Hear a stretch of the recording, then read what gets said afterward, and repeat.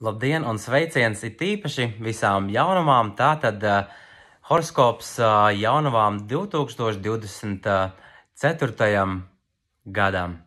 Šis ir gads, kad izjutīs, kad paša nopelni ir atnesuši iecerēto iznākumu. Sajutīs noteikti lielākus panākumus un izdošanos. Labo ziņu gads. Tomēr te jau katram tas būs saistīts ar kādu savu tēmu. Zvaigznes saka, kad ir jāturpina iesāktos darbus.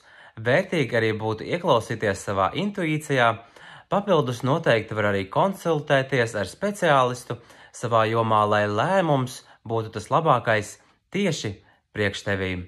Ieklausies savās vēlākajās vēlmēs, jo tām ir tendence šogad piepildīties. Kādam sapnis par ceļojumu uz siltajām zemēm būs ļoti pelnīts atvaļinājums. Pamani, kā tava enerģija ir atjaunojusies un ieguldi to vērtīgā gulsnē, jo veiksme soļo tev līdzās. Astrologa vai numerologa konsultācija tev sniegs ļoti vērtīgas atslēgas nezināmajā. Tas ļaus paredzēt un izvēlēties labāko variantu tieši sev. Prieks nāks pie tevīm, ja patiesi ieklausīsies savās vēlmēs, lai izdodas atrast savu veiksmes atslēgu šim gadam, lai priecīgs un izdevies šis 2024. gads ikvienai jaunumai. Paldies visiem un čau čau! Atā!